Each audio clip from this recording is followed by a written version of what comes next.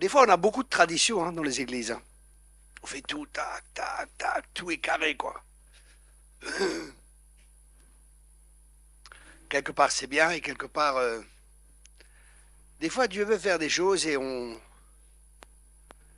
empêche des fois Dieu de faire des choses parce on est plus fixé sur nos structures que sur Dieu. Et on a plus des habitudes. Il faut que ce soit comme ça ou comme ça. Alors que Dieu, des fois, il veut faire autrement. Dans Acte 13, verset 1, pendant qu'ils servaient le Seigneur leur dit, mettez-moi à part Paul et Barnabas pour le ministère auquel je les ai appelés. Écoutez bien, pendant qu'ils servaient le Seigneur.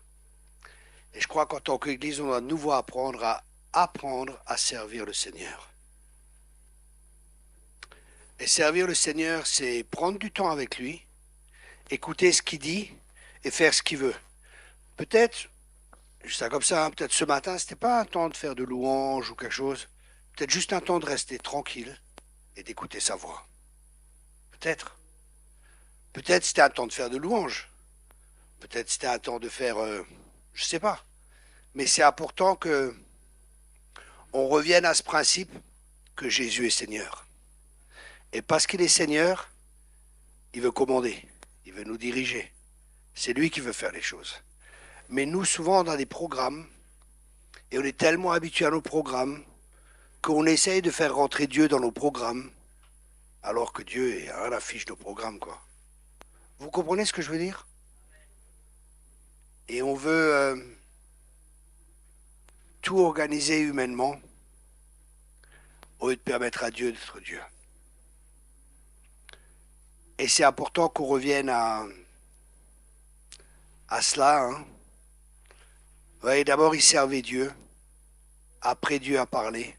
Mettez-moi à part pour les Barnabas, pour l'œuvre à laquelle je les ai appelés. Ouais, c'est très précis. Hein. Ouais, tac, à part, pas Jean-Louis ou celui-ci et celui-ci, mettez-les à part pour l'œuvre à laquelle je les ai appelés. Et après, on a vu, ils ont été envoyés, tout ça. Et beaucoup de choses sont passées. Et on va à différents points. Le premier point, c'est qu'ils servent Dieu. Et parce qu'ils servent Dieu, Dieu parle à l'Église, et l'Église a le mandat d'aller vers l'extérieur. Vous voyez, c'est tu aimes Dieu et ton prochain comme toi-même. Tu aimes Dieu d'abord, après tu apprends à t'aimer, à aimer l'Église et les inconvertis également. Parce que l'Église, elle est là pour être le sel de la terre. Elle est là pour être pour influencer le monde. Elle n'est pas là pour qu'on se rassemble et qu'on se fasse du bien. Hein. Ça fait partie, mais c'est pas le but. Le but, c'est qu'on gagne des âmes, c'est qu'on arrache des âmes à l'enfer. Et je vois des fois les églises, malheureusement, c'est devenu des clubs. Et ils ont tous un poisson sur la voiture. C'est le club de l'aquarium. Et on oublie les inconvertis. On est tellement centré sur soi qu'on oublie d'aller vers les perdus. Et Dieu veut qu'on aille vers les perdus aussi. Mais en même temps, il faut aussi qu'on soit guéri, qu'on soit restauré, que Dieu fasse un travail dans notre vie, qu'on sache qui on est, qu'on apprenne à parler aussi avec les inconvertis. Vous savez, des fois, on a tellement un patois de Canaan que les gens du monde, ils n'en comprennent plus. On est tellement à côté de la plaque, on est tellement dans un monde qui n'existe pas, un monde irréel, un monde différent. Vous savez, je vois des fois, les gens, ils sont tellement mystiques. C'est pas prophétique, c'est mystique, mais pas mystique dans le bon sens, dans le mauvais sens. Dieu m'a dit, mais tais-toi, Dieu t'a pas parlé, quoi. Oui, mais Dieu m'a dit, Dieu m'a dit. Pff, si Dieu t'a dit, ça fonctionne, ça marche. Combien de fois j'entends, c'est pénible des fois, vous savez, où les gens, on est tellement déconnectés des gens du monde, on n'a même plus cette compassion qu'avait Jésus pour les perdus. Mais le but, c'est Christ en nous. C'est que les gens y voient Christ en nous. Ils n'ont pas besoin de voir tous nos chikilibizigula badada, vous voyez ce que je veux dire? Ils n'ont pas besoin de voir tout ça. L'église primitive, elle n'avait pas tout ce qu'on a aujourd'hui. Elle n'avait pas toutes ces lumières. Après, j'ai rien contre. Hein. Elle n'avait pas tout ça. Mais il y avait quelque chose qui était là. C'est la présence de Dieu.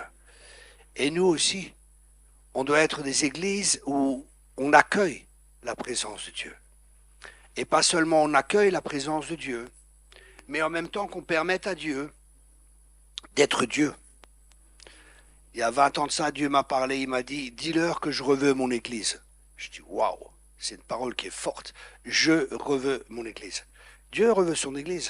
Vous savez, on peut utiliser beaucoup de moyens humains pour faire fonctionner l'église. J'étais un jour dans une église, 200 personnes, une belle église. Alors là, d'un côté un grand écran, de l'autre côté un grand écran, un parking, l'église magnifique, des beaux sièges, tout était bien quoi. Et il faisait chaud, c'était en hiver, ils avaient un peu en été pardon, ils avaient ouvert les portes à l'arrière. Et je suis là tranquille dans l'église, je regarde un peu ce qui se passe, et mes yeux se portent sur la porte. Et devant la porte, je vois une tornade. Je dis waouh, c'est quoi ça? Et le Saint-Esprit me dit, ils veulent pas de moi ici. Waouh. Mais l'église était belle, hein. Et les grands orateurs qui venaient et tout, c'était vraiment bien, hein. Mais le Saint-Esprit m'a dit, ils veulent pas de moi ici. Waouh. C'est une parole forte, hein. Et dans cette église, à l'époque, ils vendaient des cassettes. Et il y avait une cassette qui disait 10 moyens de faire grandir l'église. Je dis, ah, ça m'intéresse. Alors j'ai acheté cette cassette, puis j'ai écouté. Les 10 moyens, ils sont pas mauvais. Mais ce n'est pas des moyens divins. C'est des moyens humains. Première chose, quand les gens arrivent sur le parking, faut que quelqu'un soit là pour les accueillir, pour leur montrer la place. Deuxième chose, quand les gens arrivent à l'église, il faut qu'il y ait de l'accueil. Il faut que l'accueil sourie. Il faut que les gens se sentent bien acceptés et ceci et cela. Troisième chose, il faut qu'il y ait un bon travail pour les enfants. Comme ça, les enfants, les parents, quand ils viennent, leurs enfants sont bien accueillis, les parents sont là dans le culte et c'est bien, et ça fait du bien aux enfants, aux parents et ainsi de suite. Et que des principes, c'est pas mauvais, hein. C'est pas ce que je dis que c'est pas mauvais. Mais si c'est ça pour faire grandir l'Église, on n'a pas besoin de Dieu, hein. Vous comprenez ce que je veux dire? Il n'y a pas de principe spirituel, il n'y a pas de loi spirituelle. L'Église primitive, elle priait, quoi. Ils priaient, ils s'attendaient à ce que Dieu réponde. Il y avait quelque chose qui se passait. Mais ils priaient pas n'importe comment, ils priaient en écoutant le Seigneur. Ils priaient ce que Dieu voulait qu'ils prient. Et c'était différent, il y avait la louange, il y avait l'adoration, il n'y avait pas tout ce qu'on a aujourd'hui. Il n'y avait pas Internet, il n'y avait pas tout ça. Aujourd'hui, je vois beaucoup de chrétiens, je vois tellement de prédicateurs sur Internet, mais les gars, ils sont complètement à côté de la plaque. Des jeunes de 25 ans, prophètes, et ils s'y croient. Oh, le Seigneur me montre. Mais tais-toi, quoi. Arrête de boire, c'est bon, quoi. Le Seigneur me montre, le Seigneur te montre. Le Seigneur, il te montre rien du tout. Et les gens, ils sont là. Ah, l'autre, semaine, mois prophétique. Alors ce mois-ci, c'est la parole de ce mois-ci. Non, mais... Et les gens, ils suivent ça. Et l'autre, faites des offrandes, et les gens, ils donnent. Voilà, qui veut une bénédiction à 1000 euros, les gens, ils donnent 1000 euros. Non, mais attendez, on va où, là? Où on va? Est-ce que c'est ça l'église de Jésus-Christ? Et les gens, ils courent, hein? Les gens, ils donnent, hein? On va faire une offrande ce matin, frères et sœurs. Alors, ceux qui veulent une bénédiction à 1000 euros, enfin, il faut qu'ils donnent 1000 euros pour avoir une bénédiction de 10 000, parce que je sens qu'il y a une onction de... Non, mais... une onction de multiplication, frères et sœurs. Non, mais attendez. Et les gens... Ah, mais les gens du monde, ils viennent pas, hein? Ils sont des fois plus intelligents que nous. Ils viennent, ils voient ça, ils se disent non mais qu'est-ce qu'ils font? Il y a de la manipulation là. Ils sont en train de nous manipuler. Qu'est-ce qu'ils font? C'est pas possible ça. Faut revenir au bon sens quoi. Faut que les chrétiens redeviennent normaux. Vous êtes d'accord avec moi, pasteur? Merci beaucoup. Merci. Merci. Faut que les chrétiens redeviennent normaux, hein. Vous savez, oui mes frères, c'est des principes spirituels. Tu ne comprends pas. Ah bon? Moi je comprends quand on me tire l'argent de la poche. Je le comprends, je sais que on est en train de m'arnaquer. Tout ce qu'on voit sur Internet, c'est terrible, hein. Et les gens suivent. Pourquoi? La Bible parle dans la fin du temps, il y aura une séduction. Et je crois qu'une des raisons, c'est parce que les gens, ils sont plus comme les Juifs de Béret. Ils n'examinent pas tout avec les Écritures. Il y a une certaine... Comme le monde un peu qui est rentré dans l'Église, on vient tous du monde, on est tous influencés par le monde naturellement, hein, jusqu'à ce que Dieu fasse un travail dans notre vie, un travail de renouvellement de l'intelligence.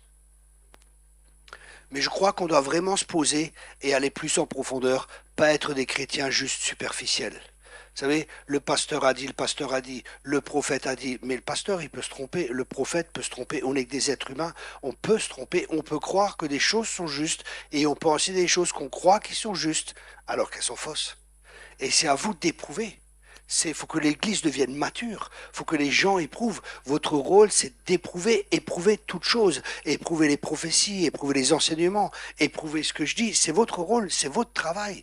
Soyez pas des bébés spirituels. Les bébés, on peut les manipuler. Et c'est pour ça, des fois, les gens, ils n'amènent pas les gens à maturité. Ils laissent les gens comme des bébés parce qu'ils peuvent les manipuler. Mais une personne mature, tu ne la manipules pas. Et le but, c'est d'amener les gens à maturité. Le but, c'est de faire des disciples. Et tout disciple accompli sera comme le maître. C'est un message prophétique ce matin.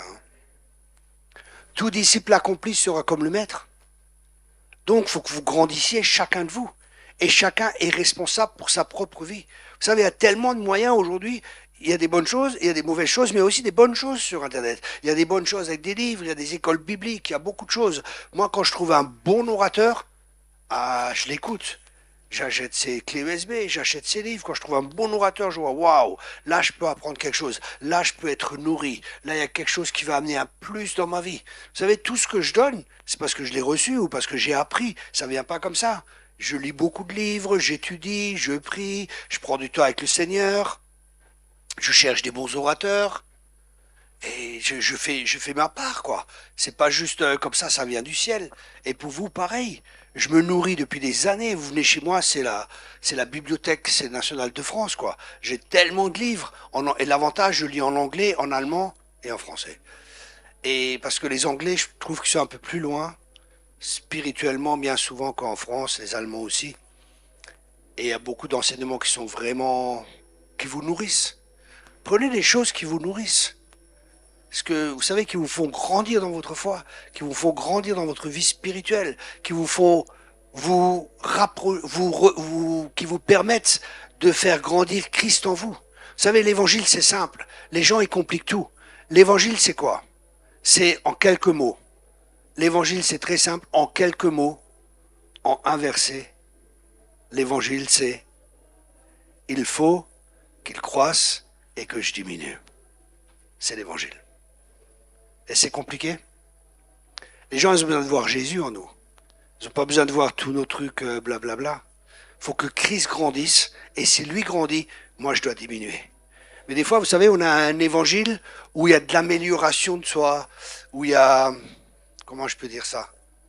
Il faut que tu te changes, il faut ceci, il faut ça. Non, il ne faut pas que tu changes, il faut que tu meurs, c'est tout. C'est pas compliqué, hein. Oui, mais je veux changer, je veux ceci. Non, il faut que Christ grandisse en toi et que toi, tu diminues. Et c'est pareil pour moi, c'est chacun de nous. Parce que le but de Dieu, c'est quoi? Vous savez, deux hommes peuvent-ils marcher ensemble? Amos 3, verset 3, deux hommes peuvent-ils marcher ensemble sans être en accord? C'est impossible. Pour marcher avec quelqu'un, tu dois être en accord avec lui. Ça veut dire que tu dois comprendre sa vision et partager sa vision pour pouvoir marcher avec lui. Et quelle est la vision de Dieu? La vision de Dieu, c'est Colossiens 3, verset 18, c'est que Jésus soit le Seigneur, c'est que Jésus soit le premier en toutes choses, c'est que Jésus soit élevé, c'est qu'il soit le premier, il soit la tête, il soit la primauté en toutes choses. Ça, c'est le but. Et qu'est-ce que ça signifie? Qu'est-ce qu'il a prêché, Jésus? Qu'est-ce qu'il a prêché? Qu'est-ce qu'ils ont prêché, les apôtres? Si on veut avoir le même résultat que Jésus et le même résultat que les apôtres et les mêmes résultats que l'Église primitive, on doit prêcher le même message qu'eux. Et c'était quoi leur message? Leur message, c'était le royaume de Dieu. Ils prêchaient le royaume. Et qu'est-ce que c'est que le royaume? Qu'est-ce qui est important dans le royaume? Ce qui est important dans le royaume, c'est le roi. Et on doit de nouveau prêcher Jésus-Christ comme roi. Et ça, c'est ce que Dieu veut, c'est que le royaume de Dieu avance, c'est-à-dire partout où Jésus est le roi, c'est là que le royaume de Dieu commence à s'établir. Et c'est pour ça que quand les gens se convertissent, ils acceptent Jésus comme sauveur, ou comment? Qu'est-ce qui a marqué? Si tu crois dans ton cœur et que tu confesses de ta bouche que Jésus est... Ah, Seigneur, ouais, c'est ça, Seigneur. Seigneur, c'est pas juste sauveur, c'est aussi Seigneur. Ça veut dire dans tous les domaines de notre vie, il est Seigneur. Pas juste là où on veut, mais dans tous les domaines. Et ça, c'est un processus, des fois, où Dieu nous transforme, hein, c'est lui qui fait un changement, où Jésus prend de plus en plus de place en nous, et il devient de plus en plus le Seigneur dans ce domaine, dans ce domaine, dans ce domaine. C'est pour ça que Dieu fait un travail dans notre vie. Et le travail que Dieu fait, c'est que Jésus soit de plus en plus le Seigneur de notre vie, pour qu'on arrive à la stature parfaite de Christ. La question est-ce que nous sommes collaborateurs avec Dieu? Est-ce qu'on permet à Dieu qu'il fasse le travail qu'il a commencé en nous? Est-ce qu'on lui permet de continuer la bonne œuvre qu'il a commencé en chacun de nous? Ça, c'est la question. C'est ça le but. Vous savez, Dieu, il n'est pas trop intéressé par tout ce qu'on fait extérieurement et toutes ces belles paroles, toutes ces belles prières. Et dans la pensée grecque, c'est le savoir qui est important. Oui, je sais. Et quand on sait intellectuellement qu'on croit savoir, on croit qu'on sait. Mais pour un juif, et la Bible est écrite dans un contexte hébraïque, pour un juif, tu sais uniquement ce que tu mets en pratique. Si tu ne le mets pas en pratique, tu ne le sais pas. Oui, c'est très pratique. Dieu a tant aimé le monde.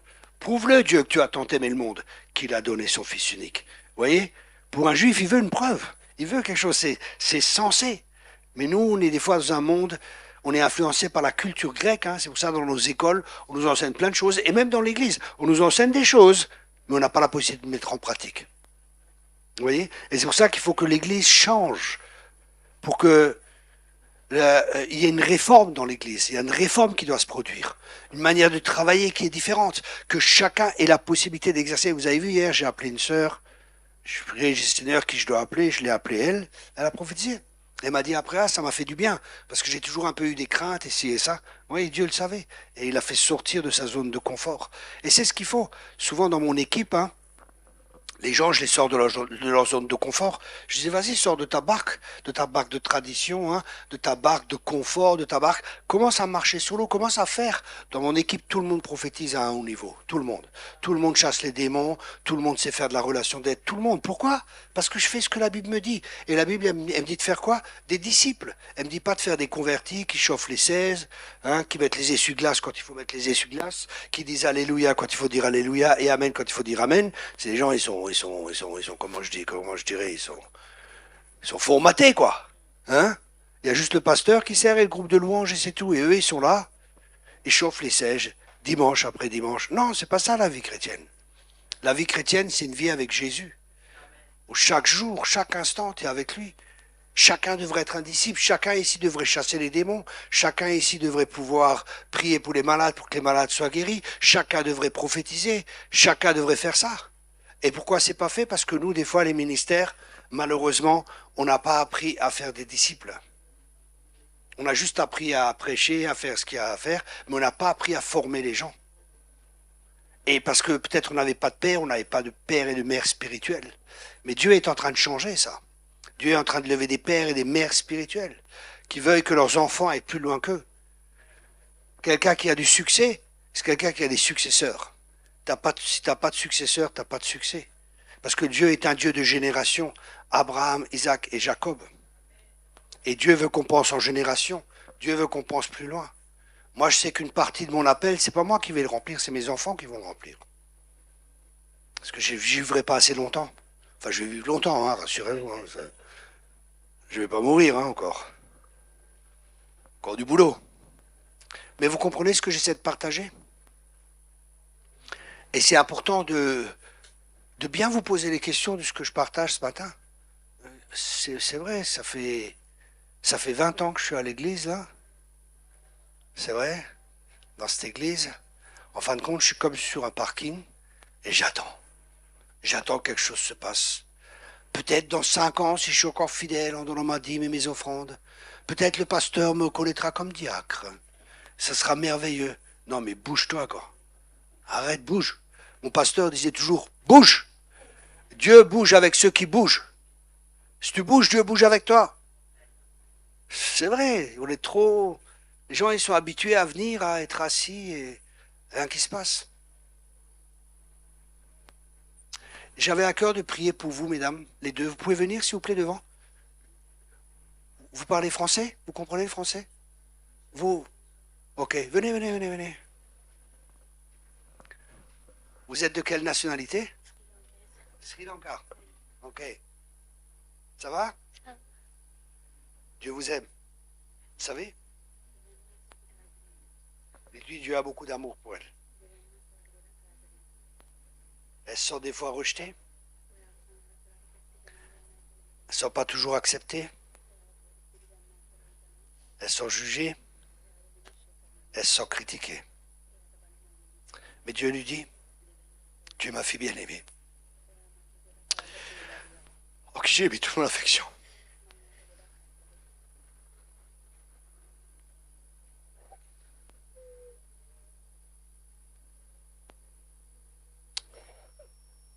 Dites-lui que mes bras, dites-lui que mes bras, c'est mes bras du Père.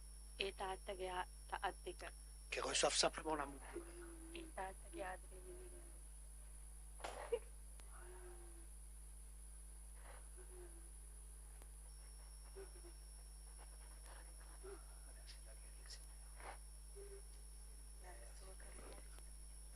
Toute la souffrance sorte.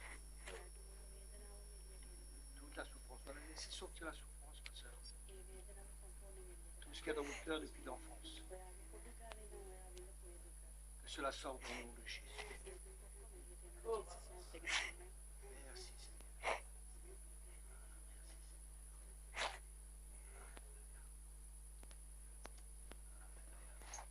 Merci Seigneur qu'elle est aimée. Elle est acceptée. Elle est une créature merveilleuse. Dieu l'a tissée dans le sein de sa mère. Et il a des projets de paix et un avenir plein d'espérance pour elle. Qu'elle apprenne à s'accepter comme Dieu l'a acceptée. Et elle est précieuse à ses yeux. Voilà, merci Seigneur. Remplis-la encore de ton amour et que tout le rejet la quitte dans le nom de Jésus. Voilà, tout le rejet. Sors. Au nom de Jésus, ça sort. Voilà, complètement, ça sort. Voilà, tout le rejet. Le rejet qu'il y a aussi dans le ventre de la mère. Ça quitte au nom de Jésus. Vous pouvez la prendre dans les bras. Alléluia. Dieu est bon. Vous voyez, ça c'est la vie chrétienne normale. Merci beaucoup. Merci. Vous voyez, ça c'est la vie chrétienne normale. J'ai un message, enfin j'ai pas préparé de message là, j'ai un message tout préparé, hein. Je voulais parler sur le... Mais je dis, bon Seigneur, c'est toi qui conduis ce matin.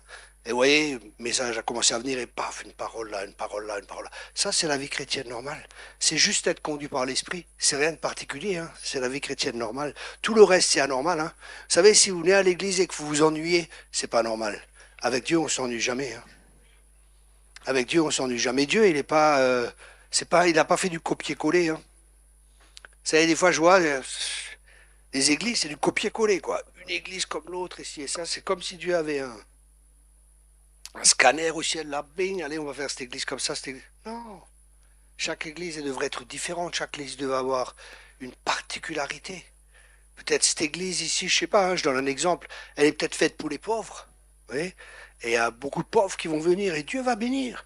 Une autre église, elle est faite peut-être plus pour, je sais pas moi, là où il y a la population de la ville. Vous voyez, il y a peut-être beaucoup de musulmans. Ah, Dieu va faire que cette église elle soit adaptée pour recevoir les musulmans. Vous voyez, faut chercher Dieu. Demandez pas, me demande, oui, mais c'est quoi, qu'est-ce qu'il y a à faire? C'est quoi l'esprit qu'il y a sur ma ville? Enfin, j'étais avec un prophète. Pasteur, il dit, c'est quoi l'esprit qu'il y a sur ma ville? Et il est marrant. Il fait, attends, pasteur, je vais voir. Il dit, c'est le Saint-Esprit. C'est le Saint-Esprit. Amen. C'est le Saint-Esprit. Ça ne veut pas dire qu'il n'y a pas de puissance démoniaque ici et ça. Mais vous voyez, on regarde sur quoi? Voilà quoi? Et c'est important aussi d'avoir une vision.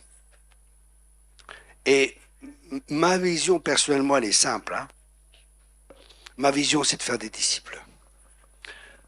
Parce une vision te permet de savoir quoi faire, mais être permet aussi de savoir quoi ne pas faire.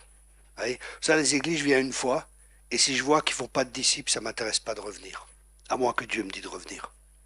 Mais si l'église fait des disciples, là oui. Là, je peux investir, je peux aider l'église à grandir, à faire les disciples, et ainsi de suite. Mais si l'église ne fait pas de disciples, si elle ne saisit pas la vision du Seigneur, ça sert à quoi? Faire des réunions, de la réunionnite?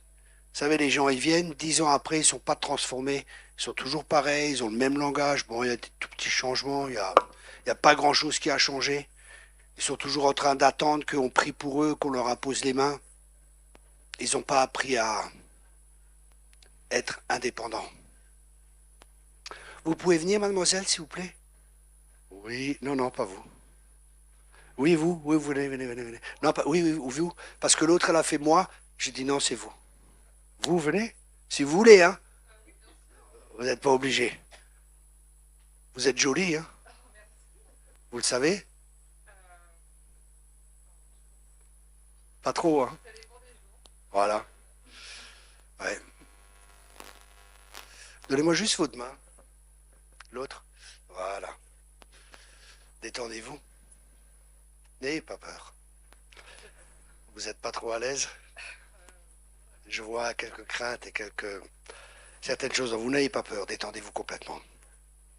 Ah, Seigneur, il a des grands projets pour vous. Et il voit aussi les difficultés dans lesquelles vous êtes. Et il y a de la souffrance qui est là.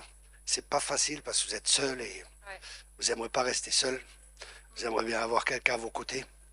Et Dieu va vous donner ce que votre cœur désire. Mais d'abord, il va faire un travail dans votre cœur. Et il veut que vous appreniez à dépendre de plus en plus de lui. Et après, Dieu donnera ce que votre cœur désire. Je ne sais pas, vous avez quelque chose dans les affaires ou quelque chose Vous avez des projets dans les affaires ou quelque chose Je suis avec mes parents dans la restauration. Ok, Et sinon, en dehors de ça, je cherche un travail. Donc, j'ai toujours pas trouvé pour le moment. ok.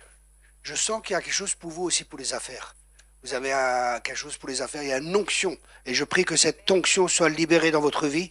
Pour les affaires, dans le nom de Jésus, j'appelle la prospérité sur votre vie, que vous puissiez réussir dans tout ce que vous entreprenez, que vous n'ayez pas peur de faire des pas, que vous n'ayez pas peur de faire des démarches, même ça semble fou aux yeux du monde, même ça semble fou contre la raison. Dieu va vous donner des projets et je vois des choses qui vont être inscrites. Je vois comme des choses vont être inscrites dans votre cœur et Dieu va vous donner des projets. Et c'est pas des petits projets, c'est des grands projets parce qu'il y a quelque chose sous votre vie que Dieu a placé. Il y a la prospérité, mais il y a aussi une certaine élégance et comme Dieu vous appelle à la réussite. Amen. Mais ça ne sera pas tout seul. Dieu va vous donner quelqu'un. Mais pour l'instant, il va faire encore un travail dans votre cœur. Il va travailler, il va amoindrir des choses, guérir des blessures aussi qui sont encore là et une certaine souffrance qui est là. Aussi dans l'enfance, quand peut-être on ne s'est pas toujours occupé de vous comme il fallait, ou des fois vous vous sentiez seul et mis à part, et que personne n'était là pour vous prendre dans les bras et pour vous écouter aussi, pour que vous puissiez parler et ouvrir votre cœur. Et Dieu va faire tout cela. Il va vous guérir de tout cela, mais prenez simplement du temps avec lui. Et vous êtes une créature merveilleuse et je vous bénis dans le nom de Jésus pour que vous réussissiez dans tout ce que vous entrepreniez. Soyez bénis, ma sœur.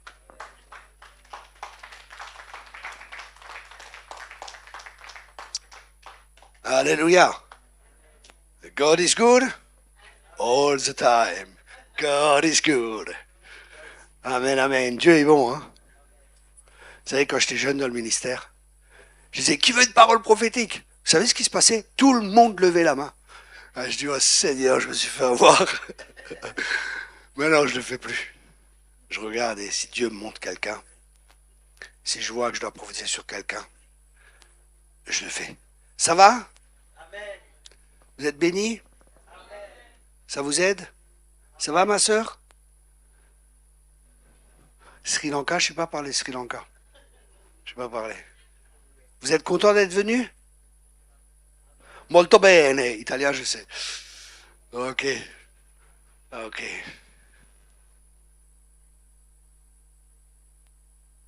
Ma sœur, vous pouvez venir? Oui, vous. En bleu derrière. Vous pouvez venir si vous voulez, si vous voulez pas, vous pouvez rester. Hein. C'est comme vous voulez. Sentez-vous libre. On n'oblige personne. Hein. Si vous voulez pas, si vous voulez pas, vous venez quand même. Non, si vous voulez pas, vous ne venez pas. C'est quoi? Ah, elle boite.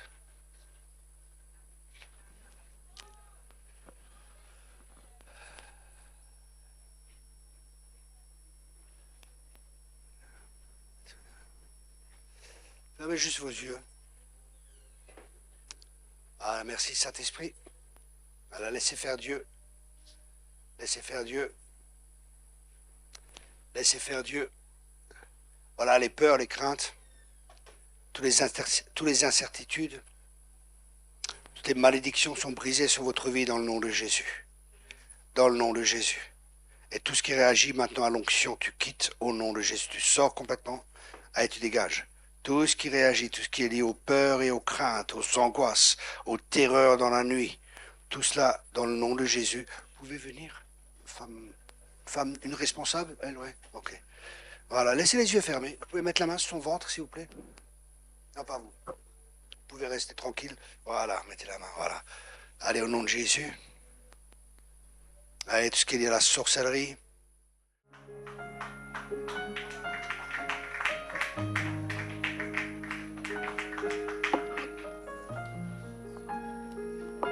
Merci beaucoup. Ouais, ça c'est la vie chrétienne normale, hein. Il y a des délivrances, il y a des prophéties. Mais ce qui est important dans la délivrance, vous savez, faut pas prier. J'ai vu les gens souvent, ils sont là, ils commencent à s'exciter. Restez calme, écoutez le Seigneur. Parce que le Seigneur, vous avez vu comment je fais? Je reste calme, tranquille. Et ce qui se passe, normalement je sais que les démons doivent obéir. Les démons doivent partir. Et s'ils partent pas, c'est qu'ils ont un droit. Ok? Donc je dis, Seigneur, qu'est-ce qui se passe? Pourquoi la personne, les démons, ils partent pas? Pourquoi il n'y a pas quelque chose qui se passe? Et là, j'ai reçu, par exemple, le manque de pardon. Donc il y a un travail à faire sur le pardon. Parce que la Bible a dit, si vous ne pardonnez pas, vous êtes livrés aux tourmenteurs. Et c'est qui les tourmenteurs? C'est les démons. Les démons ne rentrent pas comme ça dans une personne, il faut qu'il y ait des droits légaux. Parce que dans le monde spirituel, il y a des droits légaux. Mais un démon, il ne rentre pas comme ça dans une personne. Il faut qu'il y ait un péché ou de l'occultisme, même par les ancêtres, générationnels aussi. Hein. Et là, voilà. Ça va? Vous avez peur? Même pas peur? Voilà. Après, c'est pas un problème. Hein. Je pense que le pasteur va prendre la sœur et...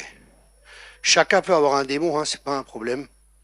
C'est rien, hein. Un démon, c'est... Belzébul, pardon. C'est le prince des mouches, donc un démon, c'est comme une mouche, c'est rien. Hein.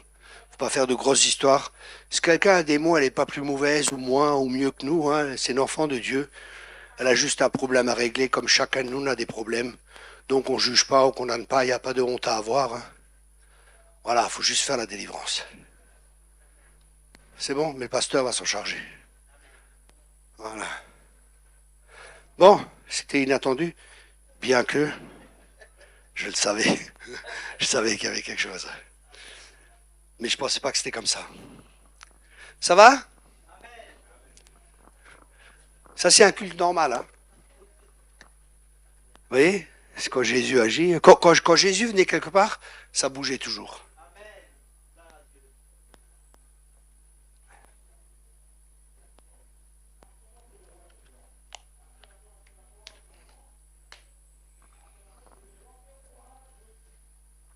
Tais-toi, c'est moi qui parle.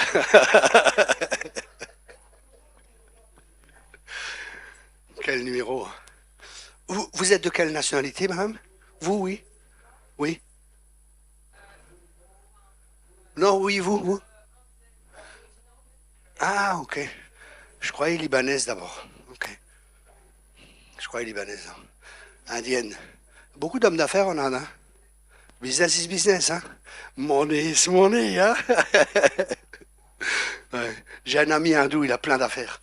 Son fils aussi, il a ouvert un restaurant, un grand restaurant. Et il fait des mariages et tout ça. Il gagne de l'argent. Ouais, des fois, vous voyez, des gens avec une autre culture, ils viennent avec une autre mentalité. Par exemple, les Chinois, quand ils viennent quelque part, ils viennent pas pour travailler. Ils viennent pour ouvrir une entreprise. Ils ont une autre mentalité. Et ils s'aident entre eux.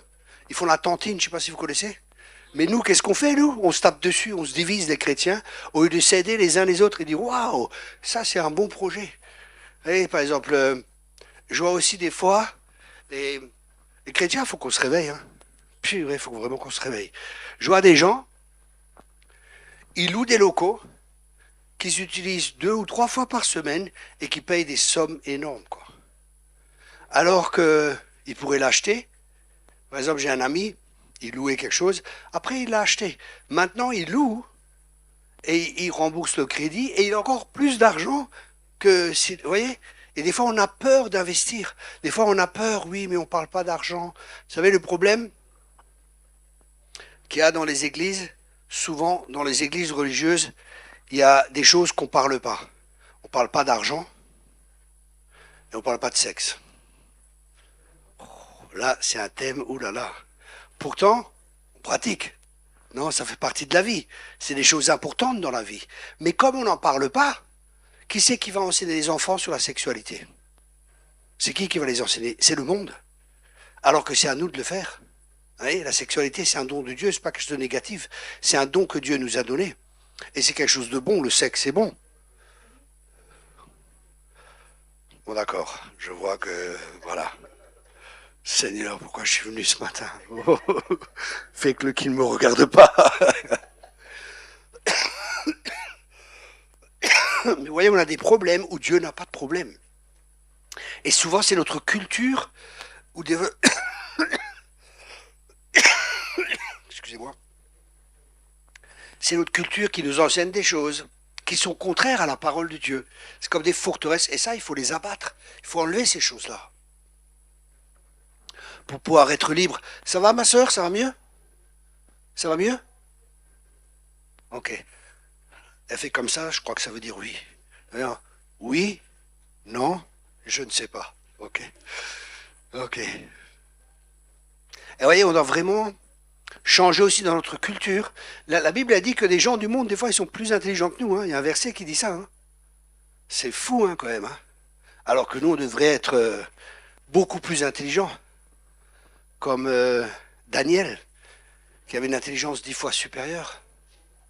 Et on a l'Esprit de Dieu en nous. Et l'Esprit de Dieu est créatif. L'Esprit de Dieu, il est en mouvement. L'Esprit de Dieu veut nous inspirer. Mais on a peur. Parce qu'on a des fois un esprit de pauvreté.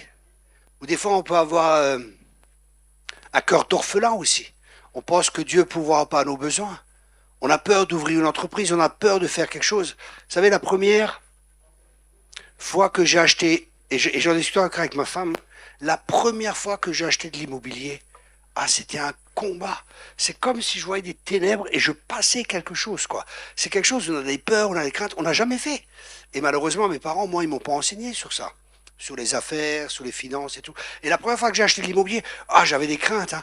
Et après, j'ai acheté petit à petit. Et aujourd'hui, je me dis, Thierry, mais t'es un bourricot, quoi. T'as loupé des affaires. J'ai acheté un appartement, 73 000 euros. C'est un studio, 9 sur plan. Aujourd'hui, il vaut 110, 115 000. Je me dis, purée, mais... Et en plus, un Pinel avec. Ça faisait 2%. Ça fait 1500 à peu près.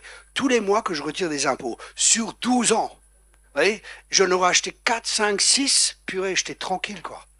C'est fou. Et aujourd'hui, ça vaut 110, 115 000 le truc.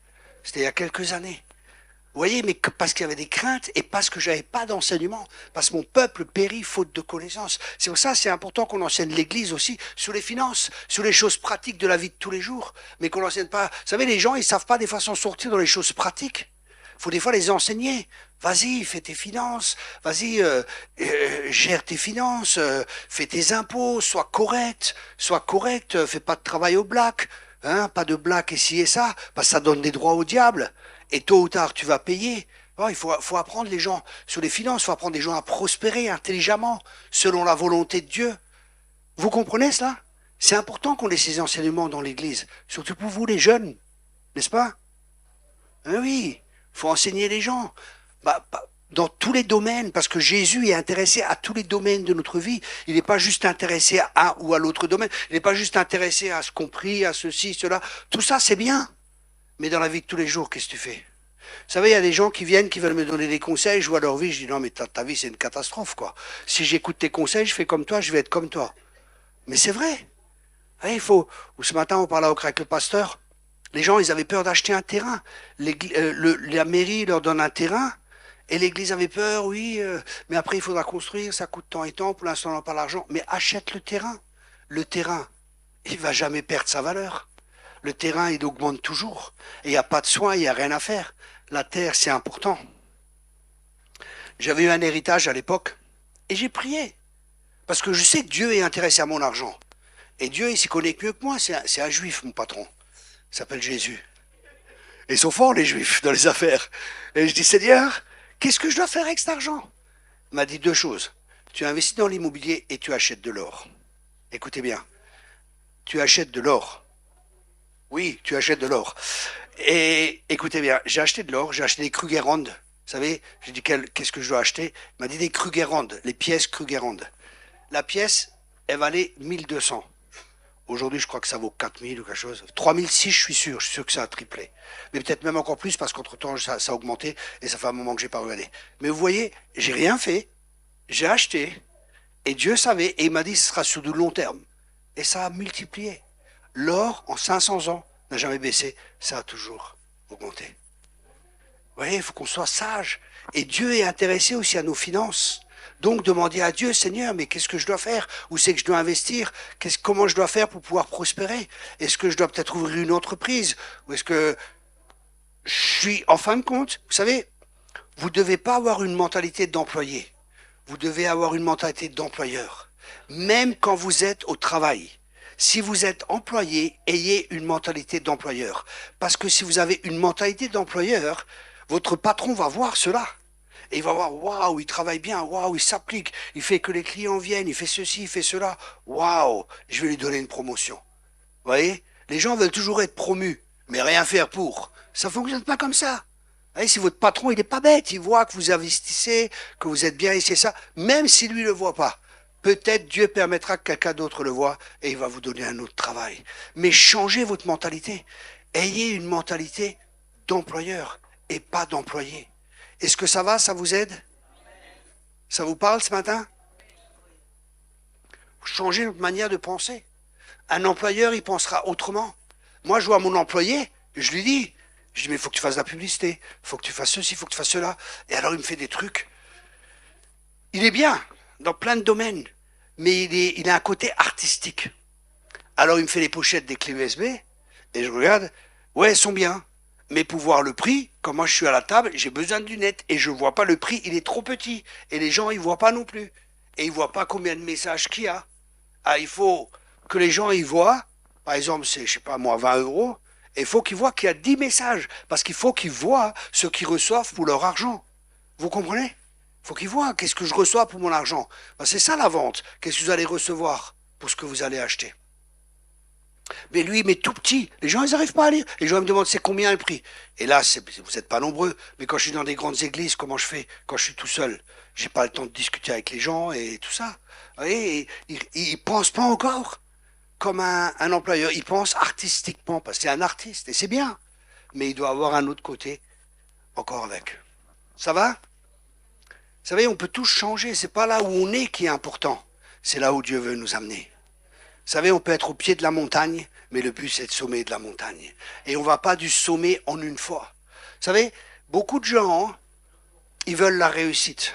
Beaucoup de gens veulent du succès. Mais le succès, c'est des fois aller d'échec en échec. Et ne jamais abandonner.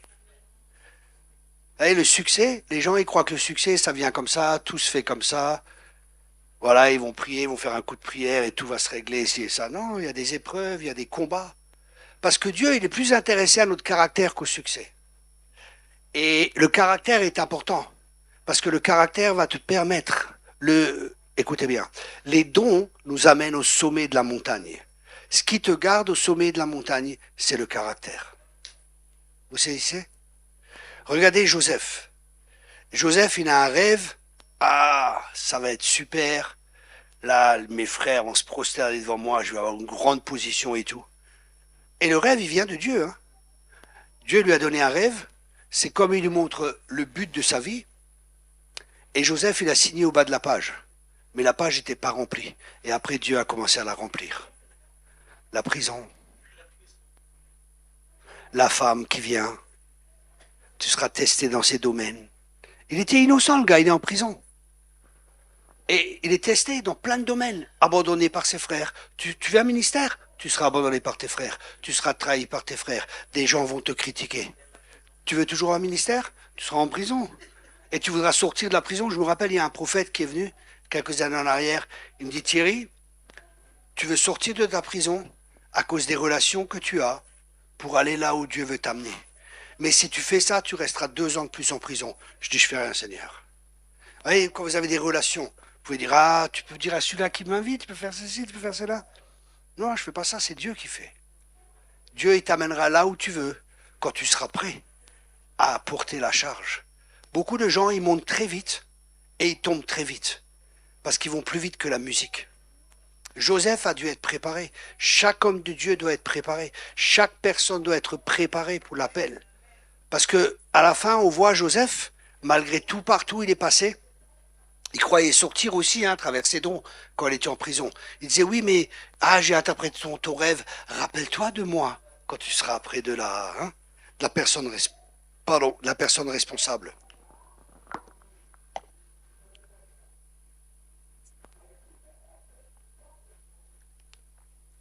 Rappelle-toi de moi. Et on l'a oublié en prison, quoi. Mais Dieu permet tout cela. Parce que Dieu voulait former son caractère. Et à la fin, on voit le caractère qu'a Joseph. Ses frères qui l'ont trahi, ses frères qui l'ont rejeté, comment est-ce qu'il les a accueillis? Il dit, vous savez, il pleurait, hein. Il disait, ah, mes frères, vous êtes là, je suis content de vous revoir et tout. Dieu a permis tout cela. Il avait compris que c'était la main de Dieu pour former son caractère, pour qu'il puisse après gérer. Vous savez, quand on voit l'histoire de Joseph, c'est un businessman, hein. Vous voyez comme il gère tout? Vous avez vu comme il a géré toute la nation? Mettre de côté ceci, cela. C'est du business, hein. Ça, lisez la Bible là aussi. Si vous avez une entreprise, ou ça, il y a tout dedans. Vous savez, j'ai fait des écoles, hein. Bah, j'étais commercial. J'ai fait des écoles aussi dans les affaires. Les principes qu'ils enseignent, beaucoup de principes, c'est les principes bibliques, hein. C'est les principes qui sont dans la Bible, hein. Et nous, on doit suivre et apprendre ces principes. Parce que les principes sont éternels. Vous savez, par exemple, quand Dieu parle au figuier, là, vous vous rappelez l'histoire? Il parle au figuier. C'est une histoire qu'on utilise pour les enfants à l'école le dimanche, à l'école du dimanche. Mais derrière ces histoires, il y a toujours des principes.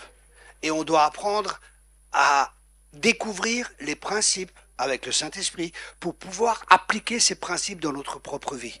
Quel était le principe? Vous imaginez maintenant?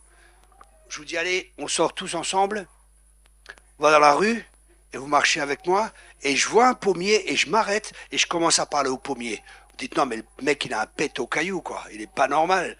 Vous imaginez? Parce que ceux qui étaient avec Jésus, ils savaient pas ils n'avaient jamais vécu ça, que quelqu'un parle à un arbre. Et ils voient Jésus parler à l'arbre. Quel est le principe à retenir? Le pouvoir de la vie et de la mort, c'est au pouvoir de notre langue. Ce que tu dis a de l'influence dans le monde spirituel. Ce que tu dis est important. Ce que tu dis, mais avec ton cœur, il faut que ton cœur soit en alignement avec ce que tu dis.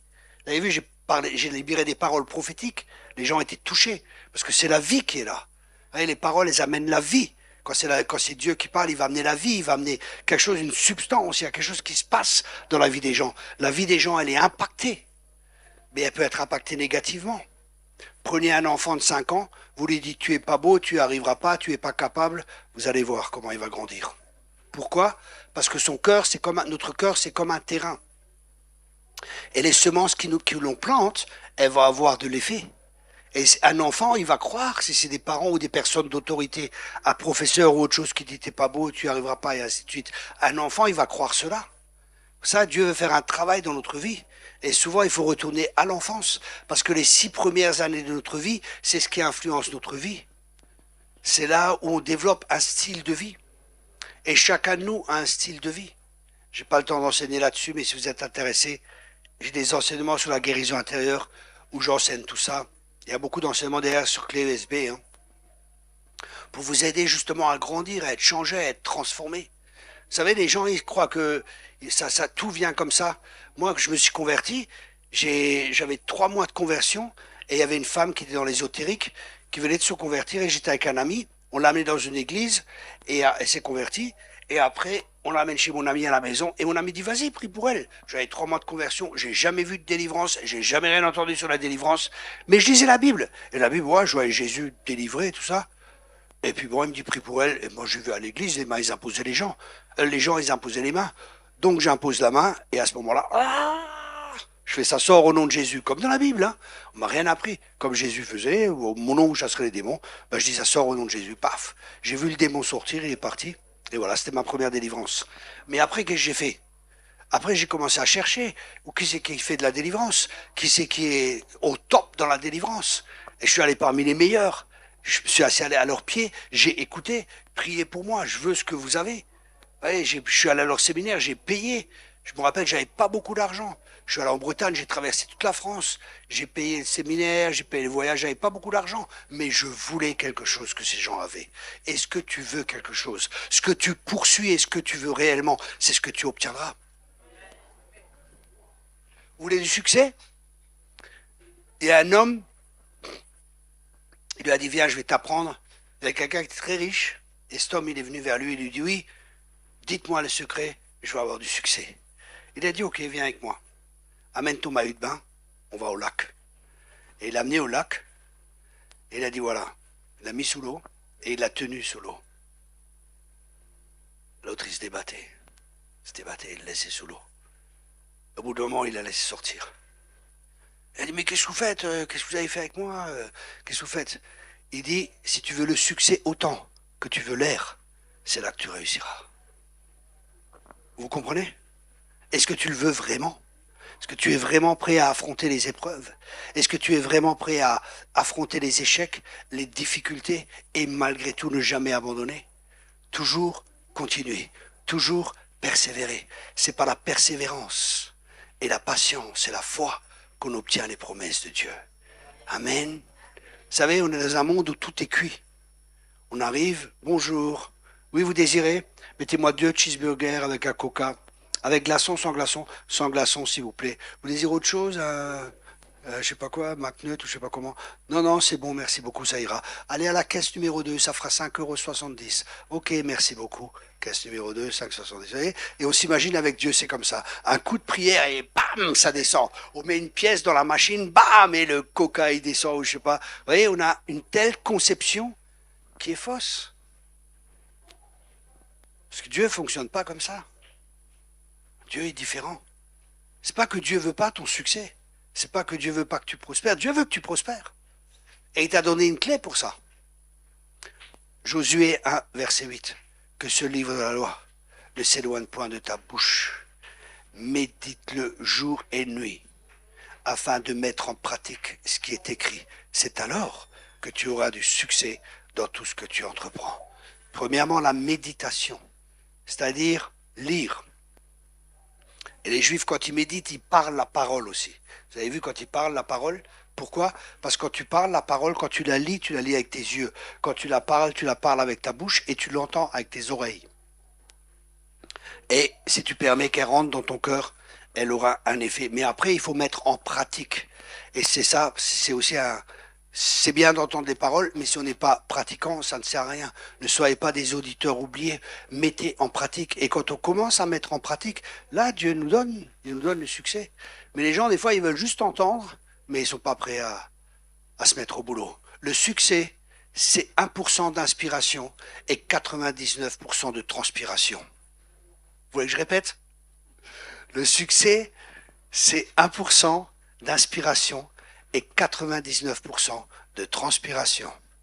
Vous voulez encore du succès? Ah oui, mais je préfère que ce soit 99% d'aspiration et 1% de transpiration.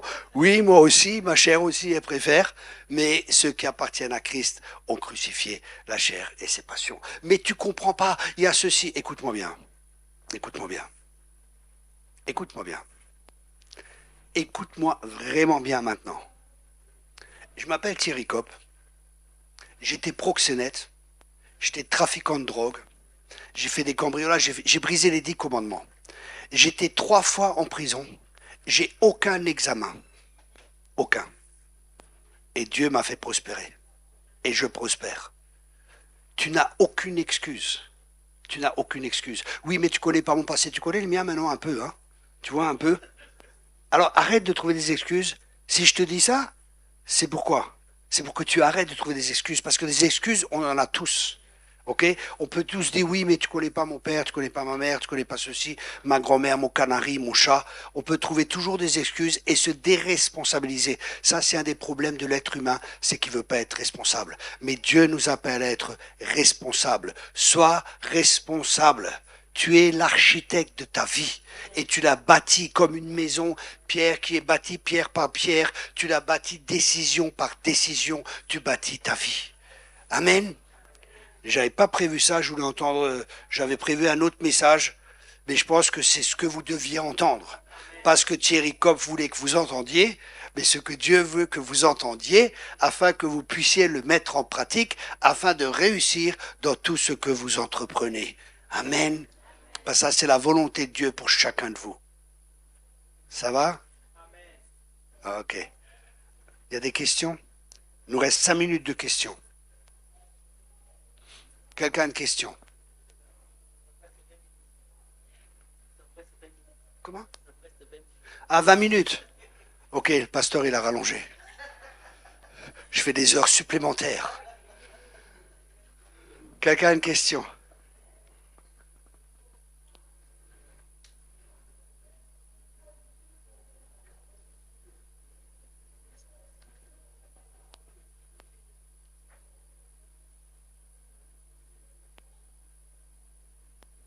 Vous avez peur?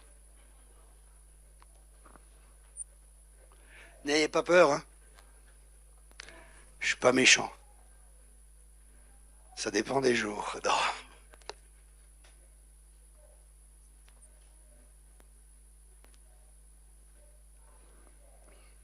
Quelqu'un a une question? Vous savez, poser des questions est très important dans la vie. Jésus posait beaucoup de questions. Et j'aime être avec des gens qui posent des questions. Un bon leader pose toujours des questions. Là, je fais partie d'un réseau et le responsable de l'Europe m'a posé beaucoup de questions. Je me disais, waouh, lui, il veut savoir des choses. Hein.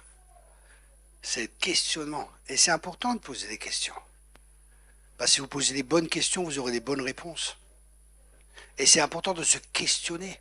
Pourquoi je ne réussis pas? Pourquoi ça ne marche pas avec moi? Qu'est-ce que les autres font? Écoute bien cela. J'étais au Canada. J'arrive au Canada, j'étais invité par EMCI, EMCI TV. J'arrive au Canada et au préalable, j'ai loué une voiture. Alors j'arrive à l'aéroport et je descends pour aller à la location de voiture. Je dis voilà, bonjour, j'ai loué une voiture, quel nom, Thierry Kopp, ainsi de suite. Et il me dit, ah, excusez-nous, mais on n'a pas la catégorie de voiture que vous avez louée. Je dis, ah bon? Pourtant, j'ai loué la plus petite. Elle me dit, oui, il n'y en a plus. Il n'y a plus que les grosses, là, les Jeeps, je sais pas trop quoi, les grosses Jeeps, là. Ah, je dis, écoutez, c'est votre problème, moi j'ai un contrat avec vous. Sinon, il faudra me donner une autre voiture ou vous cherchez une autre voiture. Elle dit, non, bah écoutez, on va vous donner le Jeep Grand Cherokee. Jeep Grand Cherokee. Ah, la grosse voiture. Intérieur cuir. Top du top. C'était le printemps. J'ai mis mes lunettes de soleil. J'ai ouvert la fenêtre. J'arrive au feu rouge, tout content. Et il y a un jeune qui est là. Écoutez bien cela. Écoutez bien l'histoire que je vous raconte. Il me dit, waouh, elle est belle cette voiture. Je dis, c'est pas la mienne, c'est une voiture de location. Il me dit, un jour j'en aurai une comme ça. Écoute bien. Ça, c'est au Canada. Vous savez ce qui se passe en France? Si je m'arrête comme ça au feu rouge? Oh, vas-y, la voiture, il a sûrement volé. Wesh.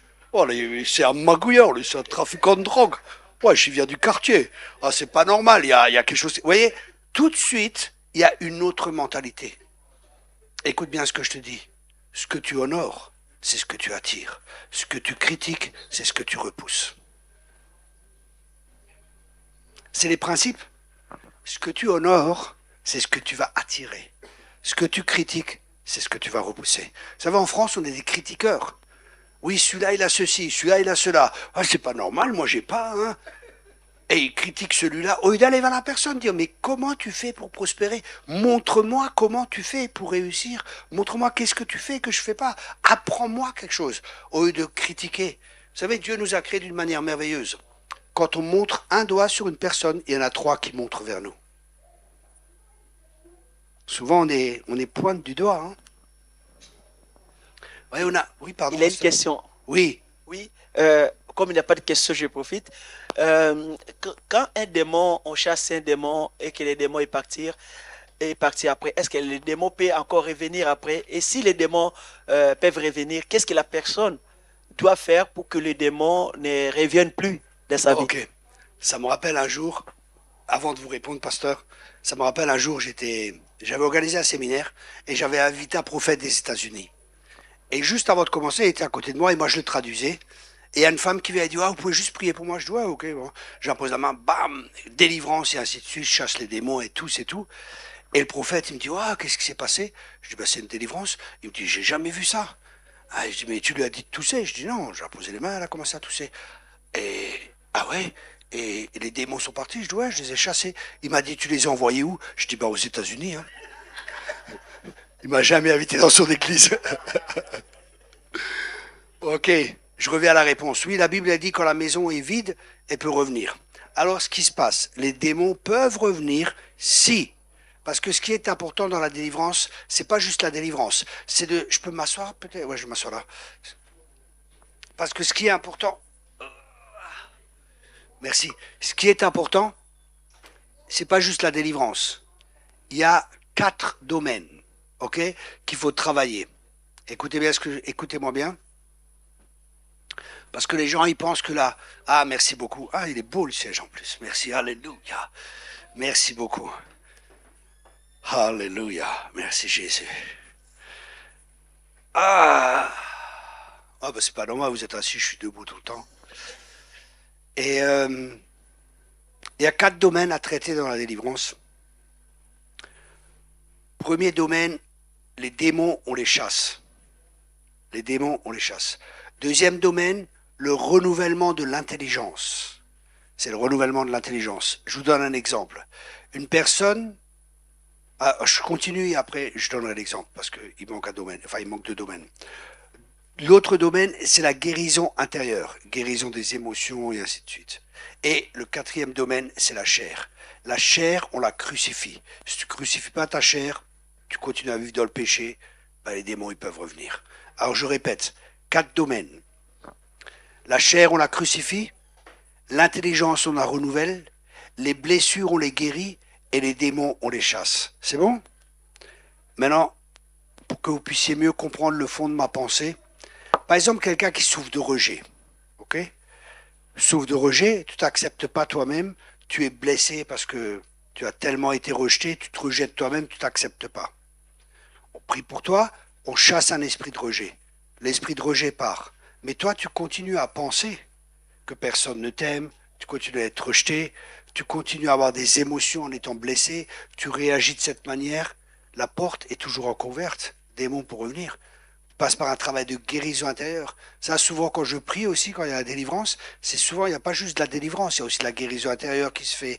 Et je donne des paroles aussi aux personnes. Oui, tu es accepté, tu es aimé, et ainsi de suite, pour les aider justement à renouveler leur intelligence. C'est bon, pasteur, j'ai pu répondre à la question? Merci. Quelqu'un d'autre a une question, oui? Moi, j'aurais une question. Tout à l'heure, quand vous avez parlé, dans les ministères, je vois, il faut toujours payer le prix. Parce qu'il y a d'autres personnes j'ai vu des conversions des pasteurs, il y en a d'autres. On les a priés, ils étaient venus dans un culte, vous avez prié. L'onction de Dieu est descendue sur eux et leur ministère décolle. Et ils ouvrent une église, il y a beaucoup de gens et ils partent. Mais est-ce qu'ils ont payé le prix? Ils n'ont pas payé le prix. Est-ce qu'ils ont quoi? Est-ce qu'ils ont payé le prix? Parce qu'ils n'ont pas payé le prix. Parce qu'il y en a d'autres qui payent le prix, il y en a d'autres qui ne payent pas. Je ne comprends pas vraiment. Et c'est ouvert parce qu'il y a l'autre là derrière. J'ai dans le ministère, est-ce qu'il faut toujours payer le prix? Parce que je vois à certains pasteurs qu'on a prié, qu'ils expliquent leur conversion.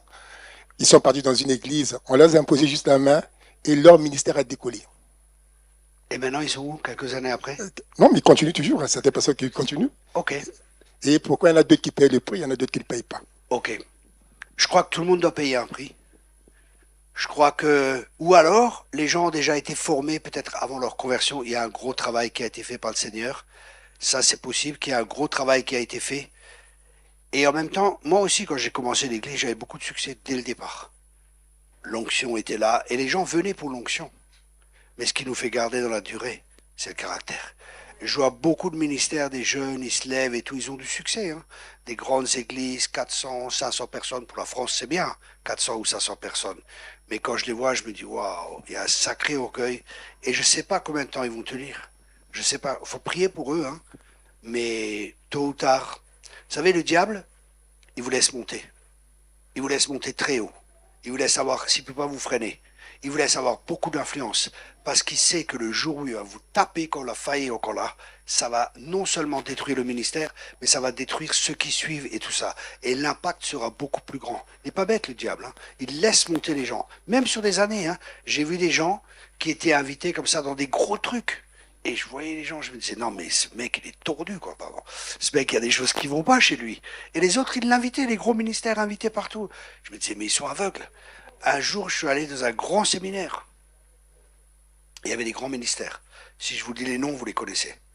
Je rentre dedans dans la salle et le Seigneur me dit, ce qui se passe ici n'est pas de moi. Je dis, waouh. Et pourtant, il y avait des noms mondiaux, hein, pas des ministères, des noms qui sont connus mondialement. Et Dieu me dit, ce qui est de moi, c'est pas ici. Quelque temps plus tard, j'étais à une réunion, il y avait plusieurs pasteurs. Et Dieu me dit, va vers ce pasteur et dis-lui qu'il ne travaille pas, que le projet qu'il a, qu'il ne le fasse pas et qu'il ne fasse pas le projet qu'il a. Parce qu'il a un projet et il ne doit pas le faire. Et qu'il fasse attention parce qu'il va voir ma gloire, mais qu'il ne touche jamais à ma gloire. Alors je dis ça, il a dit oui, la première partie j'accepte, vous êtes le troisième à me dire ça, mais la deuxième partie j'accepte pas. Je dis ouais, ok. Et en fin de compte, il devait louer un certain endroit sur plusieurs années, et heureusement il ne l'a pas fait. Et l'autre, il l'a fait. L'autre, il se croyait, je sais pas qui, Superman. Hein, il se croyait, je sais pas qui. Il avait une bonne église qui marchait bien.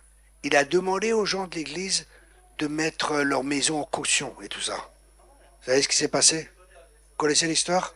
Ouais. Bah ouais, il faisait partie des, je crois, de là-bas. Vous savez ce qui s'est passé? Les gens, ils ont perdu leur maison. Des couples ont divorcé.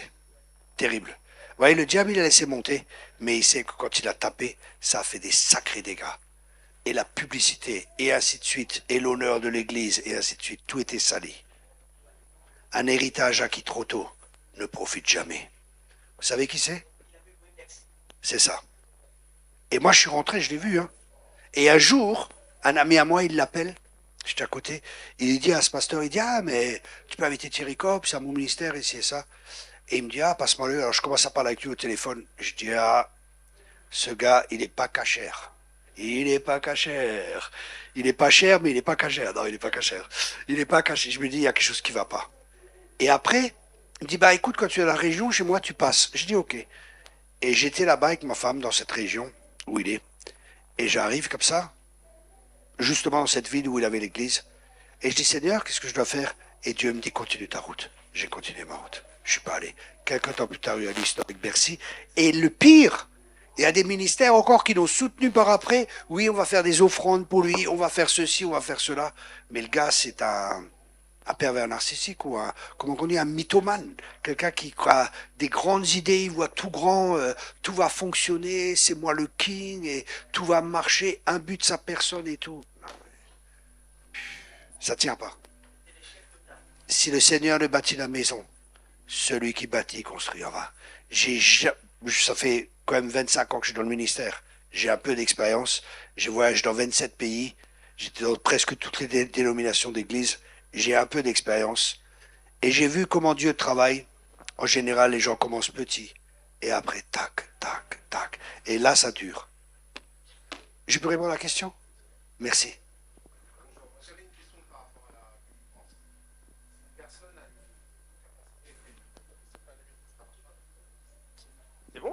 Vous m'entendez? Oui, c'est bon. Si une personne a les capacités pour délivrer et que Dieu lui montre qu'il faut délivrer une personne et que cette personne ne fait pas, est-ce qu'il peut avoir une conséquence, une malédiction quelconque par rapport à cette désobéissance? Ok. Déjà, chaque chrétien a la capacité de délivrer. Enfin, pas tous, c'est vrai. Parce que la Bible a dit, voici les signes qui accompagneront ceux qui auront cru. C'est pas pour tous les chrétiens, c'est uniquement pour les chrétiens qui croient. Ça va? Grande de coquin, hein? Ok. Donc chaque chrétien peut faire la délivrance. Ça, c'est le premier point. Le deuxième point, si elle n'obéit pas, ben elle n'obéit pas. Passe à côté d'une bénédiction. Et un autre le fera. Mais il n'y a pas de malédiction qui vient. Dieu est bon. Et Dieu est notre Père. Mais après, il nous travaille quand même. Le Saint-Esprit nous travaille et on regrette. On dit, ah, pourquoi j'ai pas fait ça? Moi, ça m'est arrivé, hein. Une fois, j'étais là, tout à fait au début. Il y avait les grands ministères qui étaient là. Mais les grands ministères, vraiment les grands, hein, pas comme maintenant. Des ministères connus et tout, ils étaient là. Plein de ministères. Et moi, je suis là en train de prier. Enfin, je suis tranquille avec le Seigneur. D'un coup, le Saint-Esprit tombe sur moi. Il me dit, fils de l'homme, lève-toi. Et dis-leur que c'est des pharisiens. Je dis, quoi? Je tremblais sur ma chaise. Hein. J'étais tout jeune. J'étais même pas encore dans le ministère. Je suis parti. Je suis allé dans une pièce en haut. Je dis, ah Seigneur, je peux pas le faire, j'avais peur. Mais je te demande pardon maintenant. À partir de maintenant, Seigneur, tout ce que tu me diras, je le dirai. Purée. Plus tard, 3 prophètes sont venus. Ils m'ont dit, tu as dit à Dieu, tout ce que tu diras, tu le diras. Si tu le fais pas, Dieu te redemandera le sang des gens. Ça, c'est le ministère. Après, c'est pas pareil. C'est bon? Quelqu'un a une question? Oui, j'ai une question. Oui. C'est là. Ah, pardon. Parce que je voyais. Vas-y d'abord. Oui, elle peut y aller. Elle peut y aller. Les dames d'abord. Oui. C'est bien, mon frère. T'es marié? Oui. C'est bien. Oui, j'écoute. Alors, comment réagir face au silence de Dieu? On sait que Dieu est là. Mais en même temps, il est silencieux dans toutes les circonstances, dans tout ce qu'on fait, dans toutes les choses. Et du coup, voilà, on ne sait pas s'il faut prier, s'il faut jeûner, s'il faut. J'aime les silences de Dieu. Parce que Dieu parle dans le silence. Dans le silence, il y a beaucoup de choses qui remontent. Il y a beaucoup de questions, beaucoup de choses qui peuvent remonter. Et en fin de compte, ça peut nous montrer qu'on a, ou on n'a pas la foi, ou on a une mauvaise conception de Dieu, parce que notre cœur est révélé dans ces moments-là. C'est les temps de désert. Je t'amènerai dans le désert pour parler à ton cœur. Vous savez, aujourd'hui, on parle plus de ça. Hein. On parle que de prospérité, de réussite et tout. Mais le désert, Jésus a dû y passer. Et justement, il y a des enseignements, parce que Jésus a dû passer, on n'a pas dû y passer. Mais il y a différentes sortes de déserts. Il y a beaucoup de déserts qui existent. Hein. Ça peut être financier, ça peut être dans le couple, ça peut être même la maladie. Il y a beaucoup de déserts qui sont là. Et nous, on peut apprendre beaucoup de choses dans le désert. Il y a des choses que tu apprendras dans le désert, ou que tu apprendras dans la vallée, que tu apprendras pas sur la montagne. Vous savez, quand tout va bien, on peut très vite être orgueilleux. J'avais des temps comme ça, moi, tout marchait bien. Je me disais, mais pourquoi ça marche pas? C'est ces gens, qu'est-ce qu'il y a? Et vas-y, je me prenais pour je sais pas qui. Inconsciemment, hein. J'avais de l'orgueil, je me disais, mais les gens, ils comprennent pas. En fin de compte, non. Après, je passais par des temps difficiles et je dis, waouh. Je passais par des brisements. Et on doit passer par des brisements. Pour que l'huile puisse sortir, il faut qu'on soit... Les chrétiens, de toute façon, il faut qu'on soit fêlés pour laisser passer la lumière. Vous comprenez? Ok, j'ai pu répondre à la question? Oui, oui. À moi? Ok, d'accord. Alors, une question sur YouTube. Une personne qui dit que je ressens un problème chez quelqu'un. J'arrive tout près de ce problème-là, mais je n'arrive pas à savoir ce que c'est. Je ressens un problème chez quelqu'un, mais j'arrive pas à savoir ce que c'est. Exactement, oui. Ok. Ça, c'est souvent l'intuition en nous qui peut nous montrer qu'il y a quelque chose, mais on ne sait pas forcément. Et la question que la personne aurait dû poser, c'est qu'est-ce que je dois faire? Elle n'a pas posé, donc on va la poser pour elle. C'est la question qu'on doit poser. Qu'est-ce que je dois faire? Prie, demande à Dieu ce que c'est. Ou qu'est-ce que tu dois faire avec ce que tu ressens? Parce que si Dieu nous montre quelque chose, c'est pas pour rien. Des fois, il faut intervenir, des fois, il faut intercéder. On peut arriver à des endroits où on sent qu'il y a des ténèbres ici et ça. Ok, Seigneur, qu'est-ce que je dois faire? Proclame ma paix, appelle ma lumière. Ou je sais pas ce que Dieu va nous demander. Vous voyez? Dieu, s'il nous montre quelque chose, Dieu, il veut un dialogue. Mais nous, on n'a pas appris à dialoguer avec Dieu. Mais on doit apprendre. Par exemple, Dieu lui dit, qu'est-ce que tu vois? Ah, je vois un amandier ou je vois ça. Oui, mais qu'est-ce que ça signifie? Vous voyez, le prophète, il parle avec Dieu, il communique avec Dieu. Et nous, tout ça, c'est pour qu'on apprenne aussi à communiquer avec Dieu. Parce que Dieu est un Dieu relationnel et Dieu veut communiquer avec chacun de nous. Ça va jusqu'à là? Ok. C'est moi, je me lève. Alors, c'est par rapport à la guérison ou la délivrance. En fait, je sais très bien qu'on peut prier pour soi-même. Par exemple, j'ai déjà prié pour mon mal de tête, j'ai déjà prié pour certaines choses, et c'est parti. Mais des fois, on sait très bien qu'on est, comment dire, captif par rapport à quelque chose qui reste depuis des années. Et peut-être même quand j'ai analysé, je me suis dit, oui, quand j'étais enfant, j'ai eu ça, et j'ai peut-être accepté, sans le savoir, parce que je ne connaissais pas encore le Seigneur. Je voudrais savoir si on peut s'auto-délivrer, je ne sais pas si ça se dit, c'est-à-dire de prier sur soi-même, pas forcément aller voir le pasteur pour une délivrance, hein, je parle vraiment... Ok. Voilà. On peut s'auto-délivrer. Moi, quand je roule à 180 en général, non, je plaisantais. On peut s'auto-délivrer. Mais il y a aussi des choses, par exemple, quand tu es malade, confessez vos péchés, allez voir les anciens et ainsi de suite. Dieu a aussi créé cela aussi pour nous aider. Mais ce qui est important, c'est toujours de trouver la racine. Par exemple, moi, j'ai un référent. Hein. Et des fois, il y a des choses qui remontent dans ma vie. Et je dis, écoute, il y a ça et ça qui est remonté dans ma vie. Est-ce qu'on peut faire un travail de relation d'aide? Il dit, ouais, ok, il n'y a pas de souci. Et on cherche la racine, on prie, et puis voilà. Je travaille avec quelqu'un.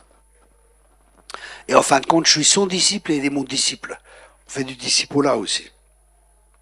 Et c'est bien d'avoir quelqu'un dans sa vie à qui on peut s'ouvrir, à qui on peut être transparent et qui parle aussi dans notre vie. C'est une protection.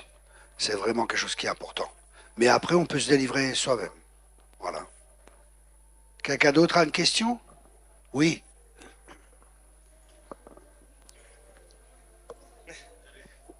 Bonjour. Bonjour. C'est pour savoir si c'est possible de délivrer quelqu'un qui n'y croit pas du tout.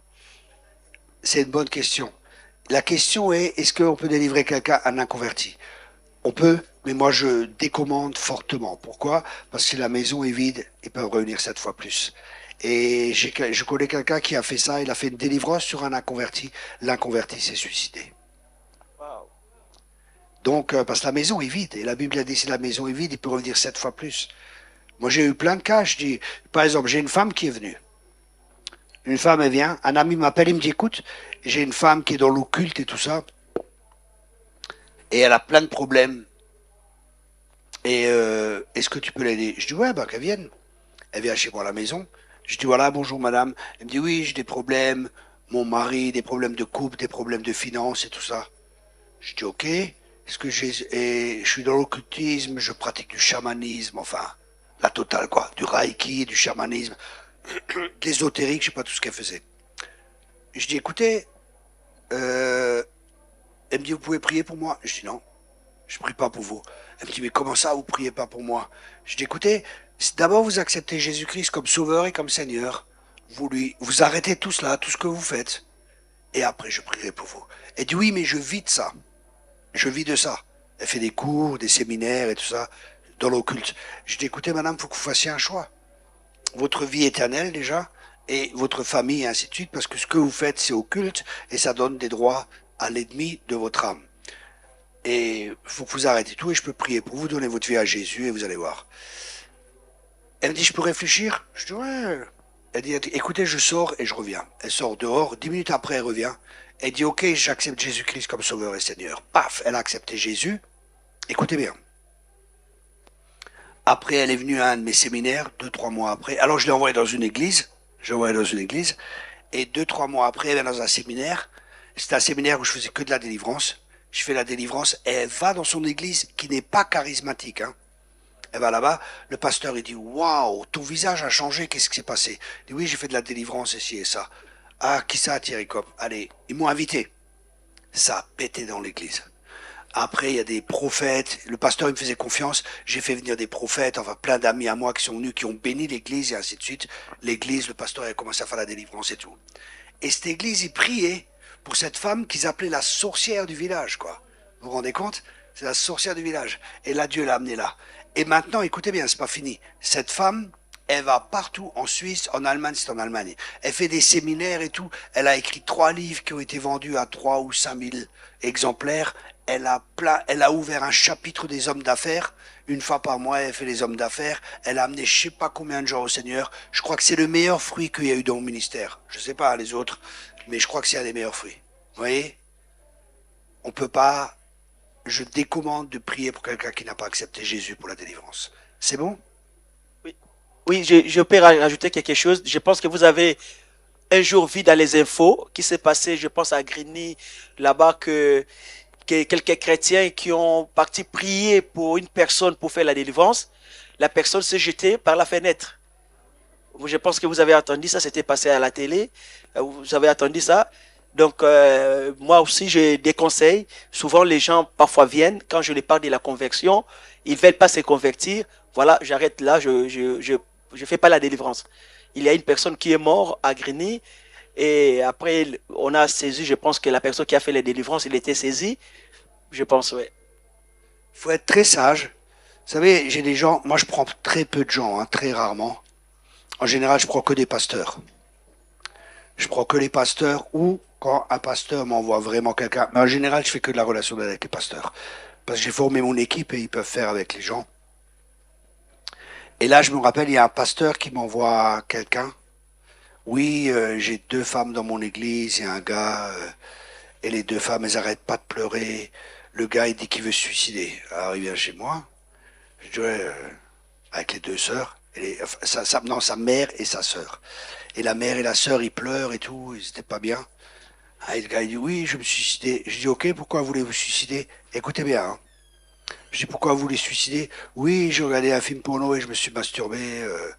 Et dans la Bible, il est dit que c'est le péché qui est impardonnable quand on le fait consciemment, ici et ça. Je dis, non, c'est un mensonge que vous croyez. Si vous pardonnez, le sang de Jésus, il vous lave, il vous purifie, on prie, et puis c'est bon, vous continuez votre vie, quoi. Vous n'allez pas... Vous savez, le problème, c'est que les gens, ils placent plus de foi dans le péché que dans le sang de Jésus. Ils croient que le péché est plus puissant que le sang de Jésus. Ben, je dis, non, non, il n'y a pas de problème. Ah, mais si Dieu me pardonne pas ici et ça. Ah, le gars, il commençait à... Il était un peu pénible, le gars. Hein. Ah non, mais si, c'est ça. Je dis, écoutez, arrêtez, regardez ce que la Bible dit. Si on confesse, oui, mais ça, c'est le péché contre le Saint-Esprit, passé volontaire, et c'est ça. Je dis, non, c'est pas comme ça. Ah, le gars, il était pénible, quoi. Et au bout d'un moment, je dis, écoutez, je dis, Seigneur, faut que tu m'aides, quoi. Et je dis, Seigneur, faut vraiment que tu m'aides. Et je dis, écoutez, vous êtes le combienième pasteur à voir? Il me dit, vous êtes le 4e. Et je dis, ok, ils vous ont dit quoi, les autres? Bah, comme vous. Ah, je dis, vous savez quoi? Je vais vous dire quelque chose. Vous êtes un sacré orgueilleux et vous emmerdez le monde, vraiment. Vous embêtez votre mère et votre sœur. Elles sont tristes, elles sont malades. Vous êtes juste un manipulateur. Arrêtez et repentez-vous vraiment. Et vous êtes un orgueilleux. Parce que si Dieu vous pardonne, qui vous êtes pour pas vous pardonner? Ah, je l'ai cartonné, le gars. Et je dis, maintenant, vous pouvez aller, au revoir. Vous savez, c'est ça aussi l'amour. L'amour, c'est dire la vérité aux gens. Les gens, ils s'attendent toujours qu'on ait des bisounours des chrétiens. Oh, je m'excuse, je vais pas vous faire de mal. Non, il faut être... Jésus était cash, race de vipère. Vous voyez, vous imaginez, je viens à l'église, là, dimanche matin, et je dis race de vipère, hein, couleuvre blanc, tombeau blanchi et tout. Comment vous allez réagir? Non, mais celui-là, on peut plus l'inviter, quoi. Vous voyez? Mais ces gens avaient besoin de cela, hein, parce que leur cœur était tellement dur qu'ils avaient besoin d'avoir un miroir devant eux. Ils avaient besoin que Jésus devait les cartonner pour qu'ils se réveillent, quoi. Ils devaient avoir un choc électrique. Vous comprenez? Voilà. Bon, on prend la dernière question, Samantha. Il y en a 2. D'accord, Samantha. Par rapport à ce que vous avez dit concernant la question du jeune homme, je me pose une question aussi. Là, on a parlé des inconvertis, mais qu'en est-il des enfants qui sont encore petits, mais avec qui on peut dealer? Moi, je suis maîtresse, j'ai 20 élèves, et spontanément, moi, quand j'ai mes temps de prière, je prie pour eux. Alors, est-ce qu'il y a une bonne manière, de prier pour des inconnus, Mieux, cette prière est conduite par l'esprit. Mais pour les enfants, la délivrance, il faut l'autorisation des parents et ainsi de suite. Il ne faut pas faire n'importe quoi. Non. Ça, c'est surtout dans l'éducation, c'est pas un jeu. Parce que là, ils nous attaquent, quoi. Oui. Voilà. Ok, merci. Oui?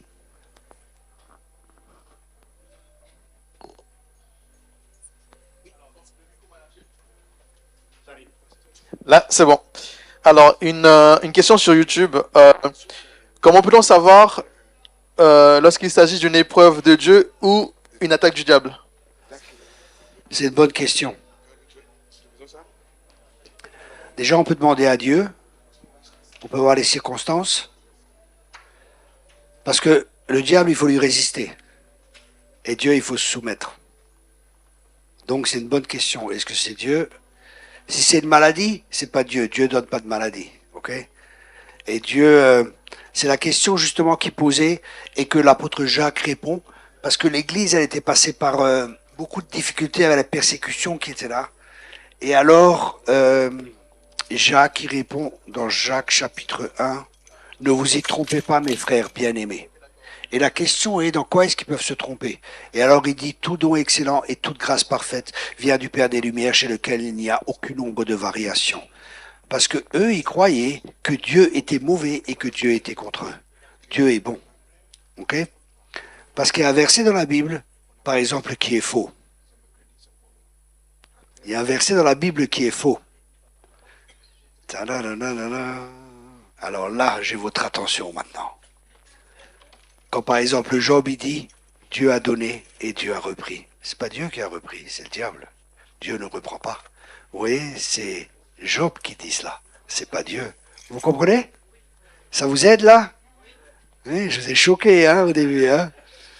Il y a des choses dans la Bible, c'est pas Dieu, c'est le diable aussi. Quand le diable il vient, il parle avec. Vous voyez? Donc c'est important d'avoir tout cet arrière-plan. Et les chrétiens, ils chantent « Tu as donné, tu as repris, nanana. » Vous connaissez le chant, là? C'est comment de nouveau? Ouais. C'est comment de nouveau ce chant, vous savez? Quelqu'un? Non, personne? Tu reprends, je vais faire un CD bientôt, vous inquiétez pas. Et tu donnes et tu reprends. Vous voyez, on fait un chant, c'est même pas biblique, tu vois. C'est pas Dieu, il va pas donner, il va reprendre. Vous voyez, les gens, par exemple, j'avais une fois quelqu'un, elle me dit oui, moi avec Dieu, je veux rien savoir. Je dis pourquoi vous voulez rien savoir avec Dieu? Oui, parce que quand mon père est mort, j'étais un enfant de 6 ans, le curé m'a dit, c'est Dieu qui l'a repris. Non, mais le gars, il veut rien savoir de Dieu, quoi. Vous voyez? Il faut être sage. Il faut être sage. Oui, l'autre question, c'était? Ah, c'est bon. La seule? Il y avait 2 questions au global, donc mon épouse plus moi, donc c'était... Ah, d'accord. C'est bien, pardon? On ne prend plus des questions, je pense que... Attends, il y a une question ici. Elle n'a pas compris. Alors? Non, c'est pas ça. Vous n'avez pas compris? Non. Le pasteur a dit que dans Job, Job dit, Dieu a donné, Dieu a repris. Et c'est le langage de tout le monde. Quand on meurt, c'est Dieu qui a repris la vie. D'accord. Donc on se dit que Dieu a donné, il a repris. D'accord, donc un enfant, moi j'ai un ami là, la semaine dernière, sa fille elle est morte de 24 ans. Allez lui dire ça. Je suis sérieux madame, c'est sérieux, vous savez, quand on parle, il faut être sage et c'est très sérieux. Je peux pas aller vers mon ami et lui dire écoute, Dieu a repris ta fille. Elle est chrétienne, elle priait. Expliquez-lui ça maintenant. Mais dans le Seigneur, la plupart des gens disent ça. Je sais pas. Oui. Comment? C'est que les gens ne comprennent pas peut-être que... parce qu'on nous a enseigné tous que la Bible, c'est inspiré de Dieu. Mais toutes les paroles qui sont dans la Bible, ce n'est pas inspiré de Dieu. C'est ça que les gens devaient comprendre. Voilà. Ouais. Et aussi, lorsqu'on assiste à des funérailles, justement, beaucoup de pasteurs disent que ce verset ressort à chaque fois. C'est ça. Donc c'est une mauvaise interprétation. Parce que c'est Job qui dit ça. Oui. C'est pas Dieu. C'est Job qui dit ça. Vous comprenez ce que je veux dire? Oui. Merci. Oui. Par rapport à ce qu'on est en train de dire, j'aimerais juste savoir, parce que moi j'ai perdu mon petit frère il n'y a pas longtemps et justement je suis convaincue que c'est pas Dieu qui l'a repris, c'est pas possible.